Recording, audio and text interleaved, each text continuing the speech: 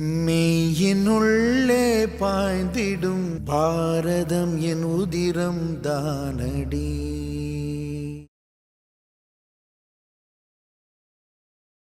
தேசியவாதிகள் அனைவருக்கும் இனிய வணக்கம். பேசுபொருள் நிகழ்ச்சிக்கு உங்களை அன்புடன் வரவேற்கிறோம். இன்றைய பேசுபொருள் நிகழ்ச்சியில் நம்முடன் இணைந்திருப்பவர் திரு கிருஷ்ணபிரசாத் அவர்கள். வணக்கம். வணக்கம். அப்புறம் எலெக்ஷன் வேலையெல்லாம் நல்லா பயங்கரமாக போயிட்டுருக்கு. இப்போ 4வது கட்ட எலெக்ஷன் முடிஞ்சிருக்கு. 400 சீட்டு கண்டிப்பாக ஜெயிச்சிருவோம் அப்படின்னு பாஜக சார்பில் சொல்கிறாங்க. எப்படி இந்த 400 சீட்டு ஜெயிப்பீங்கன்னு சொல்கிறீங்க?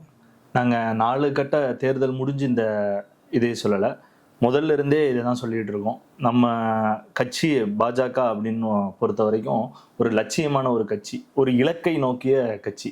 உங்களுக்கு தெரியும் பாஜகவினுடைய சித்தாந்தம் எல்லாம் ஒவ்வொன்றா நிறைவேற்றிட்டே வரதை பார்க்குறீங்க. கடந்த 10 ஆண்டு காலத்தில் பல்வேறு நலத்திட்டங்களை நம்ம மக்கள்கிட்ட சேர்த்திருக்கோம். அது மட்டுமல்ல, எதை லட்சியத்தை நோக்கி நம்ம பயணம் பண்ணிட்டு இருக்கோமோ அதையெல்லாம் நெருங்கிட்டே இருக்கும். உதாரணத்துக்கு ராமர் கோயில் ஆகட்டும், ஆர்டிகல் 370 ஆகட்டும், அந்த மாதிரி எந்த லட்சியத்தை நம்ம வச்சுருக்கோமோ அந்த லட்சியத்தை அடையாமல் நம்ம ஓய போகிறதில்ல. அப்போ அதே மாதிரி 400 சீட் அப்படின்றத நம்ம உறுதியாக நடத்த போகிறோம். இந்த 4 கட்ட தேர்தலுக்கு முன்னாடி நீங்கள் பார்த்தீங்கன்னா பிஜேபி ஜெயிக்குமா, மோடி ஜெயிப்பாரா அப்படின்ற மாதிரியான ஒரு கேள்விக்குறி இருந்தது. இன்னைக்கு அந்த இதெல்லாம் தவிடுபடி ஆக்கிட்டு இன்னைக்கு 400 சீட் இவங்க ஜெயிப்பாங்களா அப்படிங்கிற மாதிரியான விவாதங்களுக்கு எல்லாருமே போயிட்டாங்க. இதுலேருந்தே தெரியுது நம்ம 400 சீட் கண்டிப்பாக நம்ம ஜெயிச்சிருவோம் அப்படின்னு சொல்லிட்டு.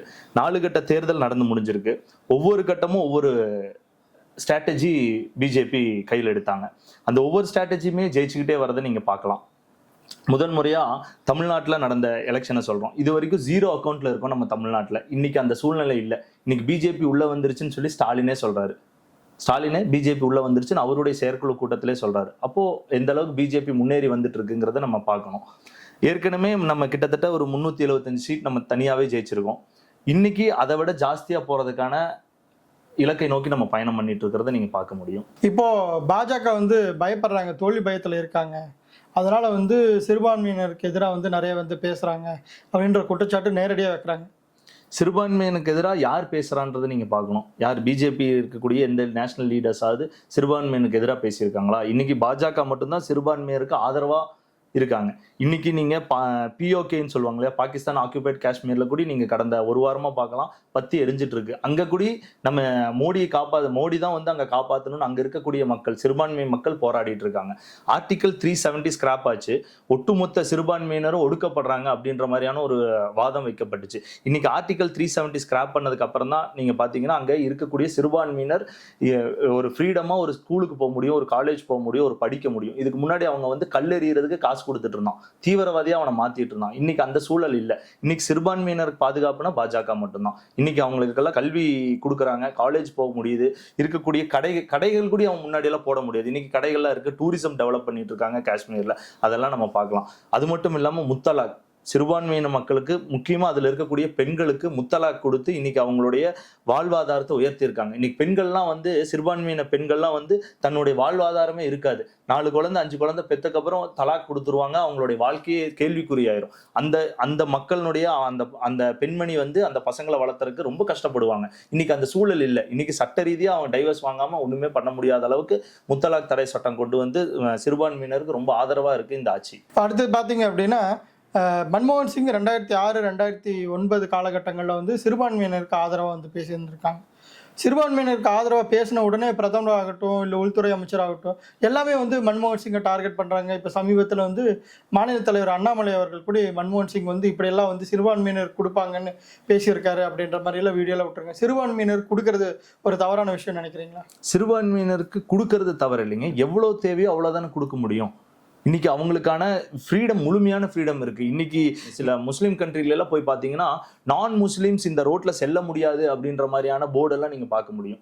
நீங்க ஹஜ்ஜுக்கே போனா கூட ஹஜ்ஜில் போகக்கூடிய ஹைவேஸ்ல கூட நான் முஸ்லீம்ஸ் இந்த ரோட பயன்படுத்தக்கூடாதுங்கிற மாதிரியான ஒரு வார்த்தைகள்லாம் இருக்கும். பட் இன்னைக்கு இந்தியாவில் அந்த மாதிரியான எங்கேயுமே இல்லையே. எல்லாருமே ஈக்குவாலிட்டி தானே பார்க்குறாங்க. அனைவருமே நீங்க எங்க வேணாலும் போகலாம். ஒரு முஸ்லீம் நீங்க எங்க வேணாலும் போகலாம், என்ன வேணாலும் பண்ணலாம். அந்த மாதிரியான ஒரு ஃப்ரீடம் இந்த நாட்டில் தானே இருக்கு. அது பிஜேபிக்கு தொடர்ந்து 10 ஆண்டு முழு பலத்தோடு இருக்கும்போது கூட எந்த ஒரு மாற்றமும் வரலையே. சிறுபான்மை எங்க ஒடுக்கப்பட்டிருக்காங்க, எங்க அவங்கள வந்து தாக்கியிருக்காங்கிற மாதிரியான விஷயமெல்லாம் இருக்குல்ல, எங்கேயுமே தாக்கல. இன்னைக்கு முழுமையான ஃப்ரீடத்துல இருக்காங்க. இன்னைக்கு பல முஸ்லீம்கள் வந்து பாரதிய ஜனதா கட்சி நோக்கி வராங்க. இன்னைக்கு இவங்க தான் ஆதரவு. நான் தான் சொன்னேன், பாகிஸ்தான் ஆக்கிபைட் காஷ்மீர்ல கூடி நரேந்திர மோடி தான் நம்மளை காப்பாத்துவாருன்னு நினைச்சிட்டு அவங்க இன்னைக்கு இந்திய தேசிய கொடி அங்க எடுத்து போயிட்டு இருக்காங்க. இந்திய தேசிய கொடி இருந்து அங்க வந்து எரிச்சிட்டு இருந்த காலம் போய் இன்னைக்கு இந்திய தேசிய கொடி தான் தனக்கு வந்து பாதுகாப்புன்னு சொல்லி நரேந்திர மோடி தான் பாதுகாப்பா இருப்பாருன்னு அவங்க போராடிட்டு இருக்காங்க. அப்ப சிறுபான்மையினர் எங்க இங்க வந்து பாதிக்கப்படுறாங்க? இப்போ மன்மோகன் சிங் என்ன சொன்னார் அப்படின்னா, இந்த நாட்டினுடைய வளங்கள் வந்து கணக்கிடப்பட்டு அதுல வந்து சிறுபான்மையினர்களுக்கு வந்து முக்கியத்துவம் கொடுக்கப்படும் அப்படின்னாங்க. அதுக்கு பெரிய அளவுல வந்து எதிர்வினை ஆட்டினாங்கல்ல பாஜகல இருந்து. நீங்க அப்படி சொல்லிட முடியாதுங்க. கணக்குனா எங்க மெஜாரிட்டியா இருக்கோ அவங்களுக்கு தான் பண்ண முடியும். இப்போ வந்து உதாரணத்துக்கு ஹைதராபாத் இருக்கு. ஹைதராபாத் நிஜாம்ல இருக்கக்கூடிய பகுதிகள் எல்லாம் வந்து இன்னும் ஹைதராபாத் நிஜாம்ல தானே இருக்கு. எந்த ஒரு மாற்றமும் வரலையே. இப்போ பாஜக 10 ஆண்டு வந்துருச்சு, பேரை மாத்திட்டாங்களா? உடனே சொல்லுவாங்க, சில விதைகள் எல்லாம் பேரை மாத்திடுறாங்க, அதை பண்ணிடுறாங்க, இதை ஹைதராபாத்தா தானே இருக்கு. ஹைதராபாத் வந்து சர்தார் வல்லபாய் பட்டேல் வந்து துப்பாக்கி முனையில கைப்பற்றுறேன்னு சொன்னாரு. பண்ணோன்னு ஏதாவது மாத்திட்டாங்களா? இல்ல இன்னைக்கு பாஜக வந்து அதை மாத்திருச்சா? எதெல்லாம் அவமான சின்னமோ அதைத்தான் நம்ம அதை அகற்றோம். உதாரணத்துக்கு ராமர் கோயிலே எடுத்துட்டாலும் கூட அங்க இருந்த சர்ச்சைக்குரிய கட்டிடம், அது வந்து அங்க உங்களுக்கே தெரியும், அது ஒரு கட்டிடம் தான். அது ஒன்றும் யாருமே வந்து அங்க போய் ஒர்க்ஷிப் எல்லாம் பண்ணல. சர்ச்சைக்குரிய கட்டிடம் தான். அந்த கட்டிடத்தை அகற்றிட்டு அங்க வந்து ராமர் கோயில் தான் எழுப்பினாங்க, முழுமையான ஆதரவோட. அங்க முஸ்லீம்கள் இல்லைன்னு நினைக்கிறீங்களா? இன்னைக்கு அங்க ஏதாவது போராட்டம் நடக்குதா? அவங்களே ஒத்துக்கிட்டாங்க, இங்க வந்து ராமர் கோயில் தான் இருந்தது. அப்ப இவங்களுடைய சித்தாந்தம் கரெக்ட். ஏற்கனவே படையெடுத்து இப்ப எப்படி வந்து வெளியே இருந்து வந்து படையெடுக்க வந்தாங்கன்னா, படையெடுத்து இங்க இருக்கக்கூடிய அந்த ஹிஸ்டரியை அழிக்கிறதா அவங்களுடைய நோக்கம். அந்த ஹிஸ்டரியை திரும்ப கொண்டு வரதா பாஜகவுடைய நோக்கமா இருக்கு. சிறுபான்மையினை அழிக்கிறது நோக்கம் இல்ல, நம்மளுடைய வரலாற்றை மீட்டெடுக்க தான் நம்ம பார்த்துட்டு இருக்கோமே தவிர அவங்கள ஒரு இடத்துல கூட நம்ம ஒடுக்கிறது இல்லை. இப்போ மன்மோகன் சிங் சொன்ன மாதிரி அந்த இங்க இருக்கக்கூடிய வளங்கள்லாம் கணக்கெடுக்கப்பட்டு அதை சிறுபான்மையினர் கொடுக்கணும்னு சொல்றாங்க. பாஜக அதுக்கு எதிர்ப்பு தெரிவிக்குதுன்னு சொல்றீங்க. பாஜக அதுக்கு வந்து எதிர்ப்பு தெரிவிக்கல. அந்த வளங்களை எல்லாம் கணக்கெடுக்கணும், அதை எடுத்து எல்லாத்துக்குமே பிரிச்சு கொடுக்கணும். இந்த நாடு வந்து அத்துணை பேத்துக்குமான நாடு தான். ஈக்குவாலிட்டியா நம்ம பாக்குறோம், ஒரு ஜனநாயக நாடா பாக்குறோம். அது வந்து குறிப்பிட்ட ஒரு சமூகத்துக்கு மட்டும் கொண்டு போய் கொடுக்கறது தான் பாஜக வேணான்னு சொல்லுது. இங்க வந்து சிறுபான்மையினரும் ஒரே லெவல்ல தான் எக்கனாமிக்கல்ல இருக்கான், இங்க இருக்கக்கூடிய மெஜாரிட்டி பீப்புளும் அதே எக்கனாமிக் லெவல்ல தான் இருக்கும். அப்ப அந்த வளங்களை எல்லாம் எடுத்து பிரிச்சு கொடுக்கறதா இருந்தா ஈக்குவலா எல்லாத்துக்குமே பிரிச்சு கொடுத்தாதானே சமநிலை உருவாகும். நம்ம அதை மட்டும் எடுத்து ஒருத்தங்களுக்கு கொடுத்தா அது நல்லா இருக்காதுல்ல. இந்த மாதிரியான கருத்துக்கள் தான் பாஜக தலைவர்கள் சொல்லிட்டு வராங்க. ஓகே, இப்போ கோயம்புத்தூர் எலெக்ஷன் நீங்க இது பண்ணியிருப்பீங்க. மாநில தலைவர் திரு அண்ணாமலை அவர்கள் வந்து நின்றுருக்காரு. அவருடைய வெற்றி வாய்ப்பு எப்படி இருக்குன்னு நினைக்கிறேன்? 100% வெற்றி, 100% அவர் வந்து ஜெயிக்கிறாரு. அதுக்கு ஏதாவது ஒரு காரணம் சொல்லுங்க. இப்ப இதனால ஜெயிச்சிருவாரு அப்படின்னா இதனால ஜெயிப்பாருன்னு சொல்றேன். என்னுடைய வயதுக்கு நான் வந்து ஒரு 7 எலெக்ஷன் சந்திச்சிருக்கேன். உள்ளாட்சி தேர்தல் உட்பட ஒரு 7 எலெக்ஷன். இந்த 7 எலெக்ஷன்ல கூட மக்களுடைய பேராதரவு. நான் வந்து கேம்பெயின்ல இருந்தேன். வானதிகாக்கு வந்து நான் வந்து கூட இருந்தேன். அதே மாதிரி இப்போ இன்னைக்கு அண்ணாமலை அண்ணனுக்கும் இளைஞரணி தலைவராக வந்து கூட அவங்க கூட வேலை செஞ்சுட்டு இருந்தேன்.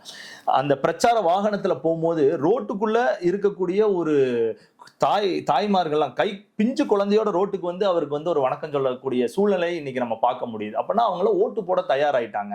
வெறும் கட்சிக்காரங்க மட்டுமே களத்துல இருந்ததை தாண்டி அண்ணாமலை நின்னதுக்காக பல என்ஜிஓக்கள், பல நண்பர்கள், எப்படி எல்லாம் சொல்றது, பல ரிட்டையர்ட் ஆபீசர்ஸ், நாட் ஓன்லி இந்த போலீஸ் ஆபீசர்ஸ் மட்டும் இல்ல, பஸ் கண்டக்டர், டிரைவர்ஸ், அந்த மாதிரியான பல ரிட்டையர்டான அந்த அதிகாரிகள் கூட இன்னைக்கு களத்துல வந்து வேலை செஞ்சிருக்காங்க. அவங்க எல்லாம் எப்பவுமே பாத்தீங்கன்னா வெறும் ஃபேஸ்புக்லயும் இதுலயும் மட்டுமே ட்வீட் பண்ணிட்டு இருக்கிறவங்க இன்னைக்கு களத்துல இறங்கி வேலை செய்யறாங்க. எல்லாருமே ஒரு என்ன சொல்றதுன்னா ஒரு 100 ஓட்டு 200 ஓட்டு நான் வாங்கி தரேன் அப்படின்ற ஒரு ப்ரௌட் எடுத்துட்டு அவங்க வேலை செஞ்சுட்டு இருந்தாங்க. அதனால கண்டிப்பா ஜெயிப்பார். அது மட்டும் இல்லாம ஆப்போசிட்ல இருந்த 2 கேண்டிடேட், அந்த 2 கேண்டிடேட் பெரிய ஒரு அபிப்பிராயம் இல்லை. ஏற்கனவே கணபதி ராஜ்குமார்ங்கிறவர் வந்து அவருக்கு ஒரு நிலையான ஒரு நிலைப்பாடு இல்லை. ஏற்கனவே ஒரு பார்ட்டியில இருக்காரு, ஒரு கொள்கையில இருக்காரு. அதுக்கு நேர் எதிரான ஒரு சித்தாந்தத்துல இருக்கக்கூடிய ஒரு பார்ட்டிக்கு வராரு. இன்னைக்கு அந்த பார்ட்டியில வேலை செஞ்சுட்டு இருக்காரு. 2மே திராவிட கட்சிகள் தான். திராவிட கட்சிகள் தான். எனக்கு நீ வேண்டான்னு தானே வெளியே போனாங்க. நீ வேண்டாம், உன்னுடைய கொள்கை பிடிக்கல, நீ வேண்டான்னு நான் வெளியே போறேன், மறுபடியும் உங்ககிட்ட போய் சேர்ந்தா அப்ப அது வந்து எதிரான ஒரு சித்தாந்தம் தானே. ஒரு கட்சி ஆப்போசிட் பார்ட்டின்னு என்ன அர்த்தம்? எதிரான சித்தாந்தத்துல இருக்கக்கூடிய ஒரு பார்ட்டி. அதே மாதிரி சிங்கை ராமச்சந்திரன் அப்படிதான். அவருக்கு வந்து வேற எந்த பின்புலம் இருக்கு? அவருடைய தந்தை முன்னாள் எம்எல்ஏங்கிறத தவிர என்ன பின்புலம் இருக்கு அவருக்கு? வேற எதுவுமே கிடையாது. நல்லா படிச்சவரு. அண்ணாமலை அவர்களுக்கு வந்து என்னென்ன நீங்க சொல்றீங்களோ, இப்ப நாங்க வந்து சர்வே எடுத்த தேசிய சார்பா, இப்போ வந்து இப்போ அண்ணாமலை எதுலேருந்து மாறுபட்டாருன்னு நல்லா படிச்சாரு அப்படின்னா சிங்க ராமச்சந்திரன் நல்லா படிச்சிருக்காரு, கணபதி ராஜ்குமார் படிச்சிருக்காரு, இவர் அண்ணாமலை அவர்கள் படிச்சிருக்காரு. 3 பேரும் பிஹெச்டியில் படிச்சிருக்காங்க. 3 பேருக்கு அந்த ஒரு ஒற்றுமை இருக்கு. 3 பேரும் படிச்சவங்க தானே. இதுலேருந்து அண்ணாமலை எதில் மாறுபடுறாரு? நீங்க படிச்சா மட்டும் பத்தாதுஞ்சி, அதுக்கான சர்வீஸ் எடுக்கணும். இன்னைக்கு வந்து நம்ம வந்து பொலிட்டிக்கல் வந்துட்டோம், மக்களுக்கு சேவை செய்யக்கூடிய விஷயம் வந்திருக்கோம். அவங்க எல்லாம் படிச்சாலும் கூட அண்ணாமலையனை வந்து ஐபிஎஸ் படிச்சிருக்காரு. மக்களுடைய சர்வீஸ் செய்வதற்காக, இந்த மக்களை காப்பாற்றணும், இந்த மக்களுக்கு தேவையானது செஞ்சு கொடுக்கணுங்கிற மாதிரியான விஷயங்களை தன்னை ஈடுபடுத்தி இருக்காரு. இந்த நாட்டுக்கு தன்னை அர்ப்பணிச்சிருக்காரு.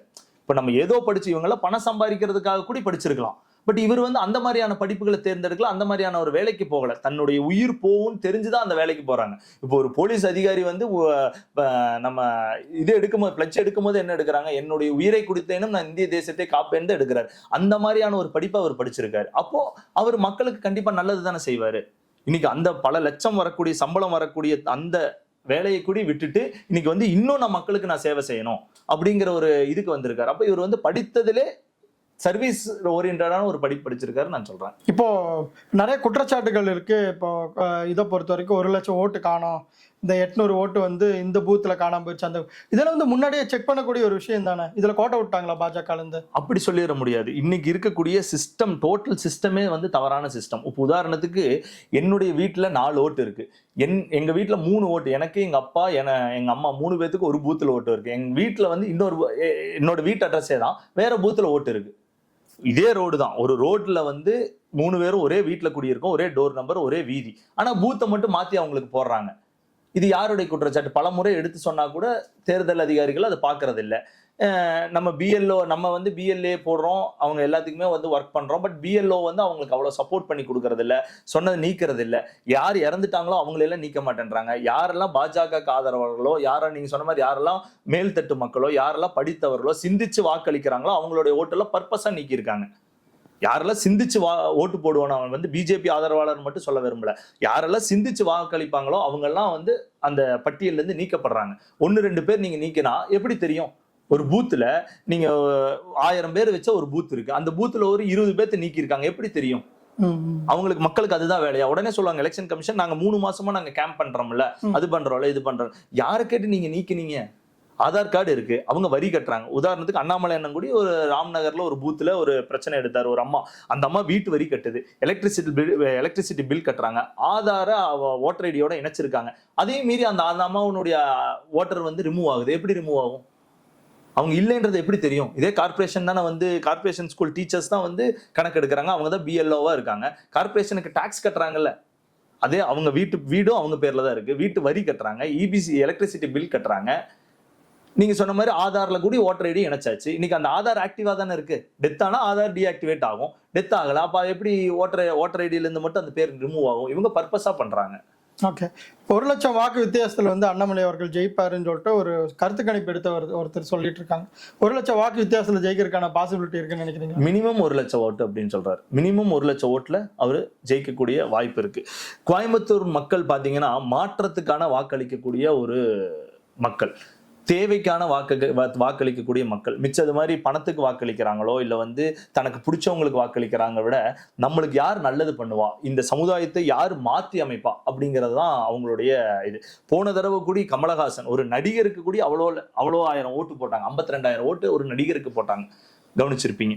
அந்த மாதிரி புதுமையா ஓட்டு போடணும் அப்படின்றது கோயம்புத்தூர் மக்களுடைய ஒரு குறிக்கோள். அது மட்டும் இல்லாம கோயம்புத்தூர் வந்து ஒரு வளர்ச்சி மிகுந்த பகுதி.